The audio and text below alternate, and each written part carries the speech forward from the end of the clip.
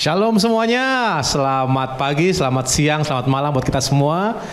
Masih di sesi 5G Conference dan di sesi ini bersama saya Adit, dan kita akan ngomongin secara khusus. Tema kali ini adalah Future Church, dan bersama saya sudah lengkap, ada The Chokros, ada Pastor Andy, ada Ines, ada Ilan, dan ada Jason. Halo.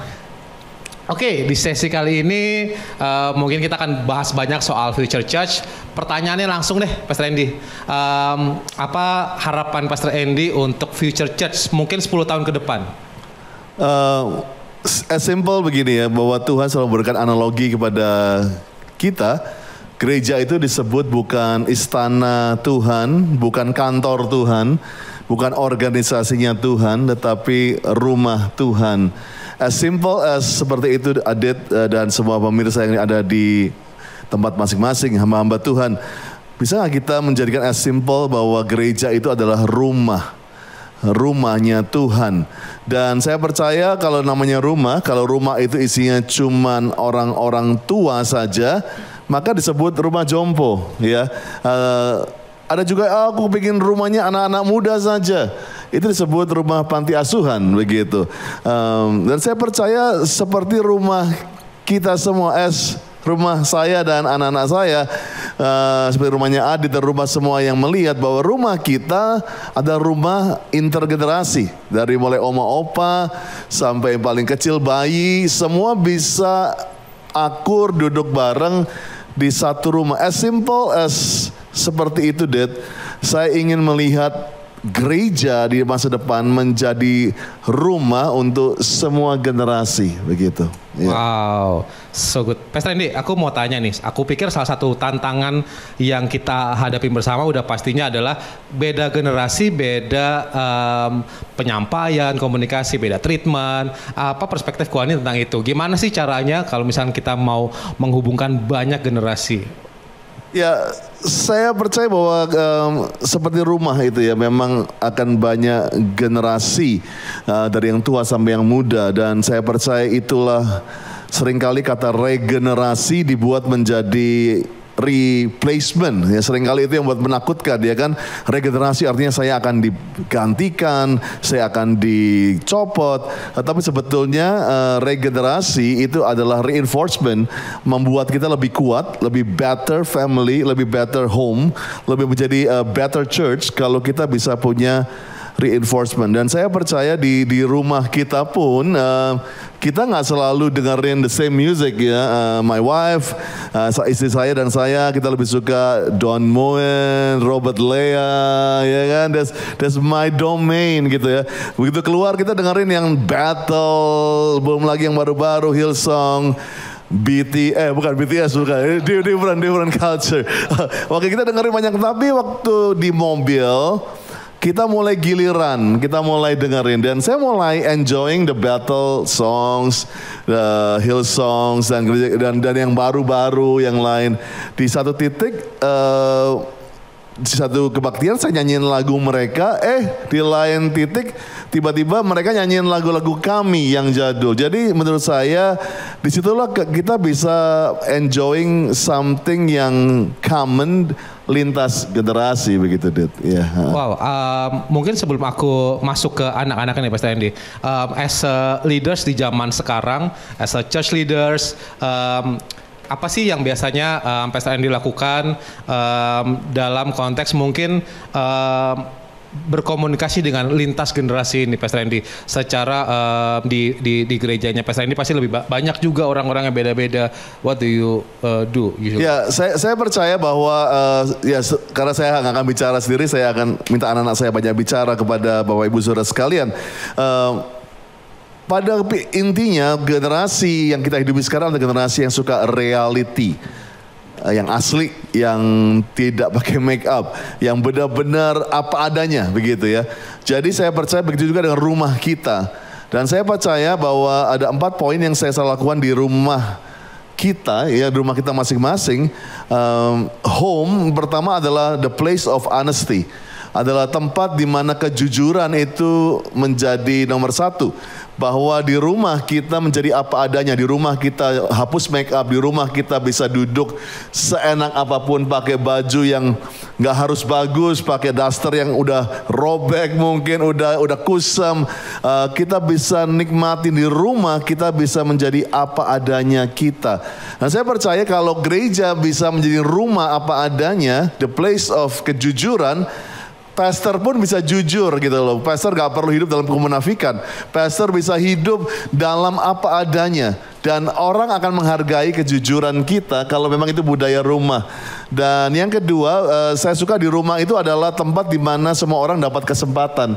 The opportunity, bahwa semua orang di rumah gak perlu demo dulu, gak perlu cari muka dulu untuk dapat kesempatan. Semua orang diberi kesempatan untuk cuci piring, cuci mobil, bahkan nanti ada kesempatan untuk nyetir mobilnya, untuk bisa menikmati, bahkan ada kewajiban dan hak, semuanya punya kesempatan. Itu rumah kita. Dan yang saya suka di rumah itu kesalahan bukan SP3. Di rumah kesalahan itu normal banget sih. Bukannya saya menghalalkan kesalahan buat mereka, walaupun saya banyak salah mendidik mereka. Saya pernah jatuhin anak saya pernah kasih makan salah ke anak saya waktu kecil sehingga mungkin overweight, salah treat baju mereka sehingga mereka kelihatan norak, atau buat kesalahan membuat kami seringkali tertawa dan belajar dari kesalahan. Rumah kita adalah lambang banyak kesalahan. Tapi justru kesalahan itu membuat kita menjadi lebih erat, lebih bisa menjadi lebih baik. Dan rumah yang terakhir, poin yang terakhir saya bilang adalah the final destination. Tujuan terakhir di mana kita seringkali setelah kerja kita bilang let's go home. Jadi pulang ke rumah bukan kayaknya terpaksa, tapi satu tempat yang wow akhirnya gue bisa pulang.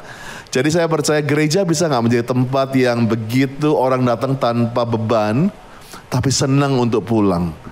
Tetapi yang terutama gereja harus mempersiapkan semua akan pulang ke rumah yang kekal, yaitu sorga. Bisakah kita mengingatkan kepada semua generasi bahwa selain kita mempersiapkan rumah gereja lokal yang baik, tetapi jangan lupa ujung-ujungnya prepare them to go home, ke rumah yang kekal. Gitu, Dad. Wow. That's a very good point, Pastor Randy. Mungkin aku akan beralih ke Ines, Ilan, dan Jason. Pengen tanya nih, kalau tadi kita udah dengar harapannya Pastor Randy akan Future Church, boleh dengar gak dari Ines, Ilan, dan Jason sendiri, apa harapan kalian akan Future Church 10 tahun tahun ke depan misalnya?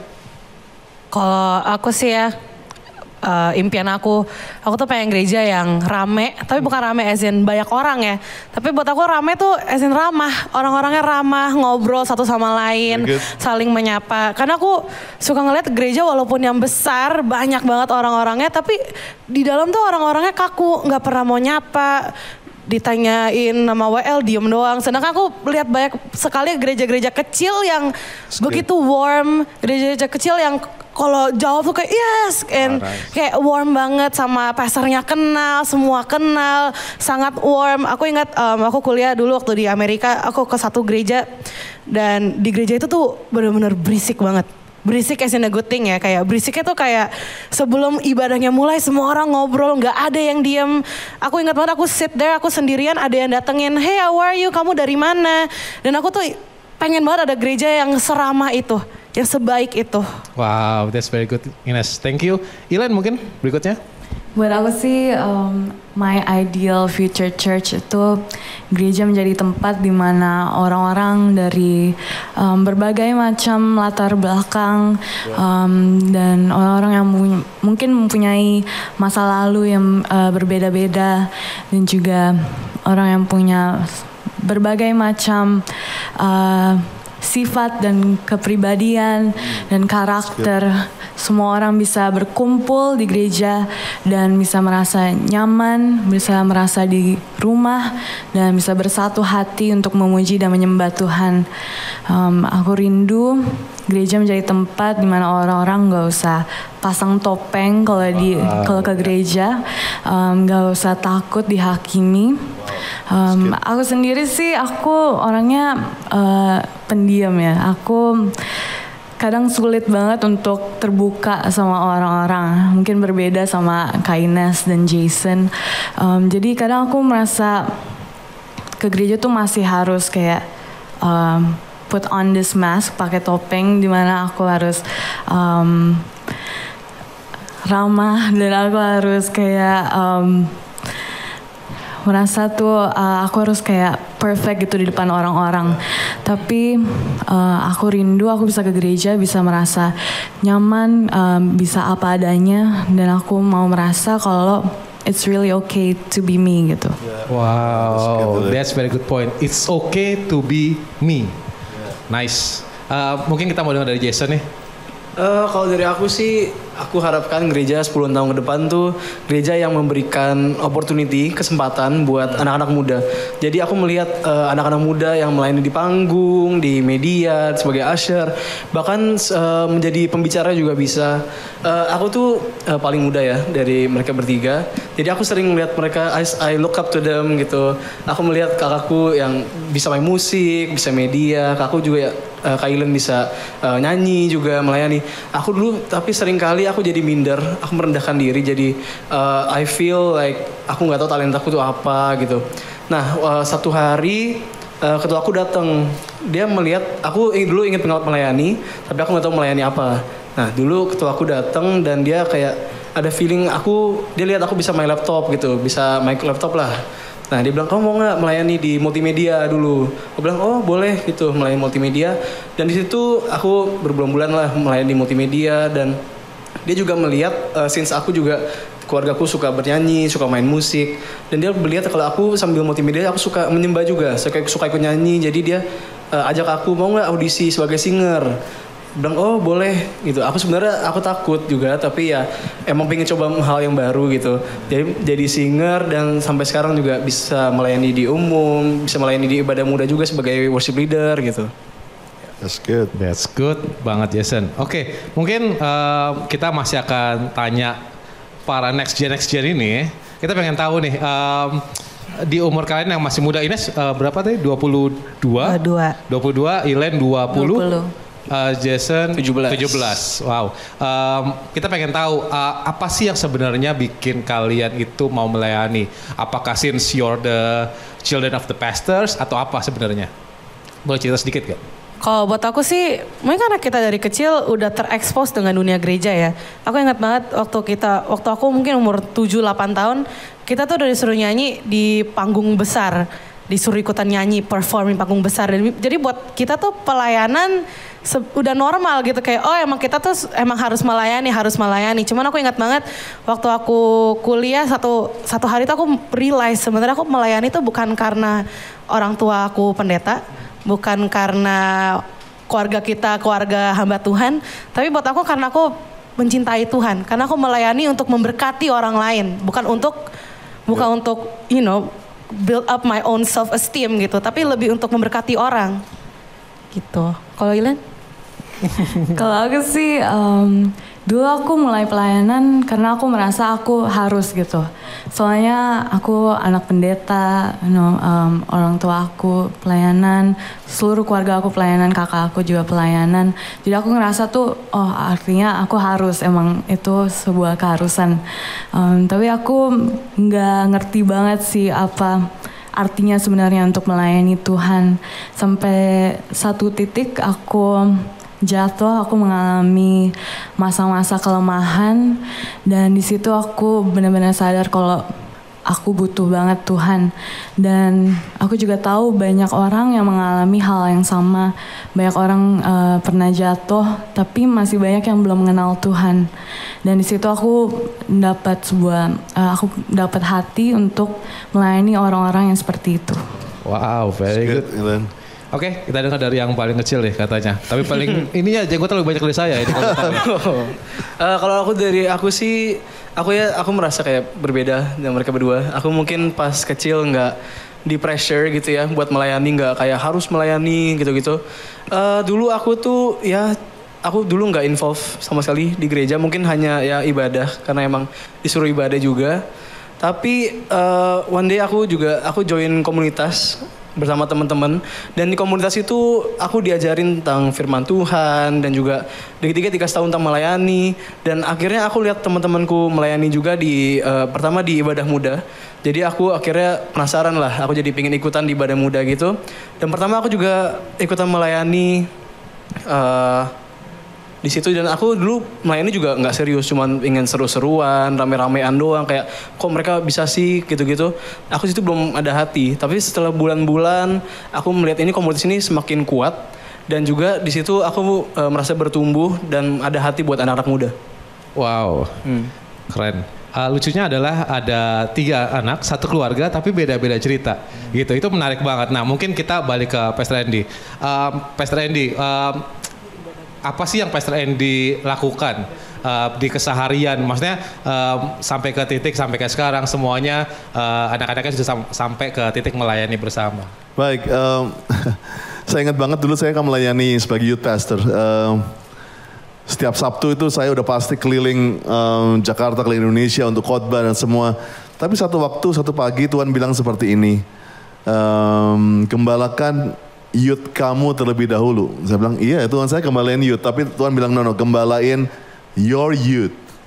Dan 3 orang sebelah saya inilah sebetulnya waktu itu adalah youth saya. Jadi sebetulnya yang saya harus gembalakan dulu itu mereka. Ya, dan saya terus terang saya nggak bisa bilang I'm a perfect father, jauh dari perfect. Saya nggak pernah tahu bagaimana jadi bapak, nggak pernah ikut kelas mengenai bapak yang baik, seorang pria. Saya learning by experience, dan saya percaya mengembalakan juga seperti saya mengembalakan youth saya. Dan yang saya lakukan seperti ini, setiap kali saya khotbah, kalau anak-anak saya itu masih ikut maju untuk altar call dan nangis waktu saya tumpangi tangan, I feel safe.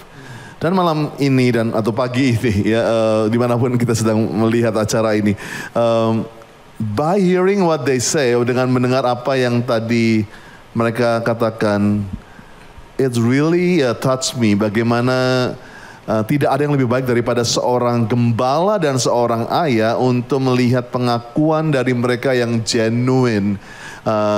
Talk show ini kita nggak script, I just want them to tell you guys the true apa yang mereka lakukan. Saya nggak pernah paksa mereka harus melayani, tetapi dan saya ingat waktu itu bagaimana mereka tahu. Waktu salah satu orang teman mereka itu maju di altar call, dan mereka tahu teman mereka itu udah rusak dan gak punya pengharapan. Saya ingat waktu itu Ines embrace me dan berkata, thank you Dad for saving the generation. Dan saya percaya waktu mereka bisa mengerti sendiri why kita melayani. Bukan kenapa kita harus, karena banyak justru anak-anak kita yang hate church. Yang benci sama rumah gereja karena mereka merasakan gereja mengambil orang tuanya. So I try to be, saya nggak pernah klaim saya menjadi the best father buat mereka, tapi saya selalu berusaha setiap hari untuk menjadi the best father buat mereka. Itulah yang saya lakukan setiap hari. Wow, very good Pastor Andy. Aku akan kembali ke anak-anaknya ini. I guess dari semua perjalanan kalian banyak hal menarik yang kalian alamin. Nah, aku cuman pengen tanya nih, personally, kalian punya father that yang juga pastor kalian di rumah, gitu. Apa sih sebenarnya yang mungkin kalian lihat? Apakah ada perbedaan kah, atau apa value yang mungkin kalian rasakan sendiri? Kalau buat aku ya, sebagai anak yang paling tua, kadang kan pressure gitu ya, kayak wah harus ini, harus gimana. Cuman what I love about my parents, di rumah tuh mereka apa adanya. I remember mereka tuh, karena aku paling tua, mereka tuh suka cerita kayak aduh aku tuh lagi gini, ngalamin gini. Dan itu yang membuat beda pastor and parents. Kayak banyak banget teman-teman aku yang anak pendeta juga yang mungkin orang tuanya sangat busy, that they don't even know orang tuanya tuh lagi ngerasain apa. Cuman aku bersyukurnya I have parents yang kasih tahu, dia tuh kayak, aduh, aku tuh lagi susah di sini, dad lagi struggle di sini, mom lagi ini. Jadi buat aku tuh ngerasa they are human, that my parents are actually human, dan mereka not only they are human, tapi mereka make mistakes juga. Dan yang serunya ya mungkin di rumah mereka nggak strict itu, tapi mereka kasih tahu kita kalau kita salah. dan mereka kasih tahu, if you wanna make a decision, ini consequences-nya. Bukannya berarti kita yang kayak kamu nggak boleh ini, kamu nggak boleh gini. Tapi kita lebih kayak kamu tahu kan kenapa kamu nggak boleh. Dan itu hal yang buat aku jadi kita makin dewasa juga gitu. Bukan yang bukannya diketatin gitu, cuman dikasih nih. Wow, that's very good, Ines. Mungkin Ilen? Buat aku sih, my parents itu sangat supportive. Mereka support aku mau ngapain mereka support fully. Dan juga ketika aku jatuh, mungkin aku sempat merasa kayak aduh ini bakal ruin image, kayak bakal takut diomongin orang-orang gitu, dan takut orang tua aku juga jadi kena masalah lah atau dipandang berbeda. Tapi justru mereka nggak malu sama kesalahan aku, sama experience aku. Mereka nggak malu, mereka justru proud, mereka tunjukkan ke semua orang gitu kalau anak aku pernah jatuh tapi anakku udah menang gitu. Wow. And yeah, I'm so thankful. Terima kasih banget kalau mereka nggak tutup-tutupin aku, tapi justru pengen show to everyone kalau this is who we are gitu. Wow, that's very good, Elaine. How about you, Jason? Kalau aku sih, I know my parents are, orang tua aku adalah pastor, gembala. Tapi aku nggak melihat mereka sebagai gembala kalau di rumah. Aku malah kalau my dad gitu ya, aku melihat dia sebagai ya ayah, tapi juga sebagai teman. Dia suka isengin kita suka main bareng, walaupun dia kalah terus sih. Tapi ya gitulah, we share the moment, kita bagi-bagi, kita sering main bareng lah, bonding together. Jadi disitulah aku menemukan koneksi dengan ayahku, hubungan yang buat aku sih sangat baik ya. Dan juga my mom juga, aku nggak lihat dia cuma baik sebagai ibu gembala gitu ya, sebagai ibuku juga yang aku bisa curhat ke dia lah, bisa cerita-cerita, jokes aja, iseng-isengin gitu. Yeah. Wow, that's very good. I think salah satu yang kita bisa tarik kesimpulan adalah saat kita ngomongin future church, is not about all programs. Yang ngasih itu bukan soal kita akan lakuin apa, discipling kayak gimana, tapi soal about values yang kita kasih, genuinity gitu, hal-hal yang memang kita lakukan yang kita tahu at the end of the journey kita mau ngelakukan apa. Mungkin kalau tadi Pastor Andy bilang soal home ya, honesty, opportunity, mistakes are normal, dan also end of journey. Aku rasa itu hal yang terlihat jelas mungkin dari apa yang dijalani Ines, Elaine, dan Jason juga. Nah, Pastor Andy, last questions for you. What's your perspective, kok Andi, kalau kita ngomongin soal future church itu sebenarnya sebagai church leaders sekarang, apa sih yang kita harus lakukan untuk mempersiapkan itu?